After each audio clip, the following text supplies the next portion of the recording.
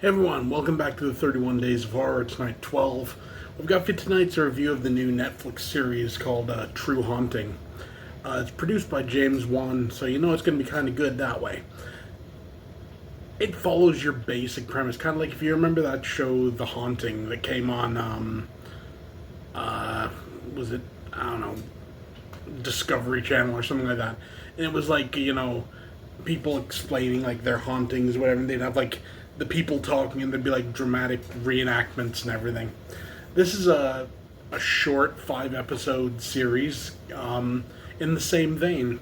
What they do, which is interesting here, is the fact that it's broke up into 2 stories. One story takes 3 episodes, the other takes 2. The first story that they talk about is this guy, and he gets haunted by like something that he finds while he's out like running, and it follows him to his dorm room, and that's the 3 episode one. It's called Eerie Halls, and that honestly is the better of the 2 stories. I find. I mean, these are supposed to be true stories. I don't know. Obviously, you got to take it sort of with a grain of salt. You don't know how much of this is actually true, how much is done for the cameras. You don't know. But all I do know is I really enjoyed the Eerie Halls story. I found it really kind of interesting. I liked the fact it was in like a college dorm. I liked that it wasn't just like your typical, like you usually see these haunting things like, oh, we moved into this house and stuff was going on, it wasn't good and everything. This was a little bit different, so I appreciated that. The second story was kind of more your basic, we moved into this house and stuff started happening. Um, like I said, I'm not making any claims as to whether these are true stories, like actually true stories or not. I don't know. I wasn't there. Um, you know, and again, how much of what we see in the thing is actually over dramatized? I mean, that was one thing I always remember. I watched a video on YouTube here a bit back, and it was talking. It was like the 40th anniversary, I think, of the Amityville Horror haunting, and it was Into the Fog. That's the channel, and what he was saying essentially is like what you see in the movies and everything is for Hollywood and everything, but there could have been some truth to it under there.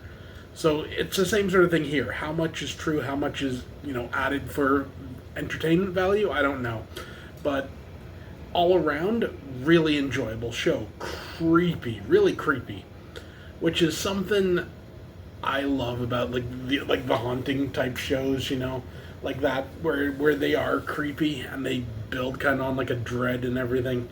Um, all around for the effects that they have in these the scenes, the dramatized scenes, it works pretty well. Honestly, I'm quite pleased with it.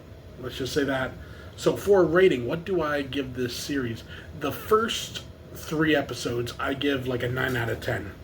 They're really enjoyable. It's a really interesting premise. Everything is just really cool. The second story I give an 8 out of 10 simply because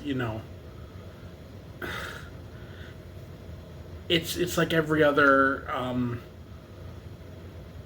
like true haunting show you've ever seen. The same basic. Like people move into a haunted house. It's haunted. Stuff happens. You know, it is what it is. I just find it, honestly, of the two, that was the weaker story. Yeah. But still, again, the acting from the people acting the dramatized scenes was good. The effects in those dramatized scenes were good. And honestly, the people talking, like the genuine people, were believable. Which is something. Every now and then you get one of these haunting shows, and you watch them and you're just kind of like, they seem like they're acting. These people didn't seem like they were acting, so Same with the first story. So I will reserve judgment on those. But yeah, so overall, I gave that a 9. I gave that a 9. I'll have to go middle ground, say, 8.5 out of 10. Good show. It's on Netflix. Definitely recommend it over the spooky season if you want a creepy little bit of entertainment. Yeah, but that's it for me. See you next time.